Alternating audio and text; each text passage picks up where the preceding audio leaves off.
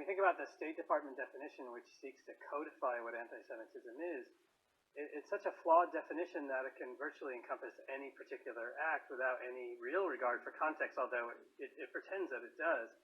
For example, the State Department definition claims that stating that a particular Jewish person has more loyalty to the state of Israel than they do to their own country is necessarily an example of anti-Semitism, where the truth is that that's one of the fundamental premises of Zionism. And if you go back and look at the statements, say, of Theodor Herzl, who's really what's considered the founding text of Zionism, he argued very clearly that Jews are one people, and therefore it's useless for them to be patriots to the countries in which they reside. So there's times when a statement like that is contained in the definition of the State Department would actually undermine the founding premises of Zionism itself. People say Jews are too powerful, we're too strong, we're too rich, we control the media, we have too much this, we have too much that. And we often apologetically deny our strength and our power. Don't do that. Don't do that.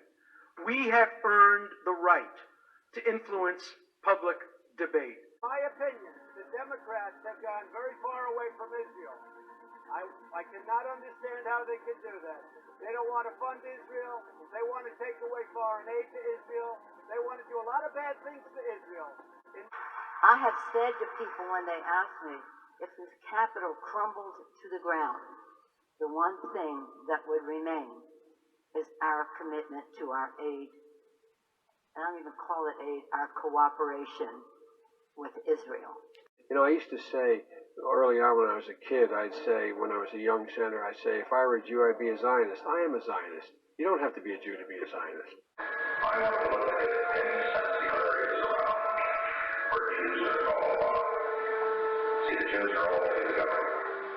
And we have got to get in those areas. We've got to get a man in charge who's not Jewish to control the Jewish killing. I sure don't know Jews.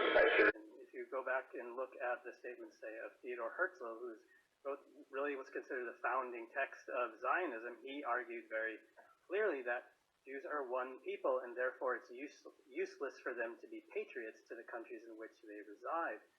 So there's times when a statement like that is contained in the definition of the State Department would actually undermine the founding premises of Zionism itself.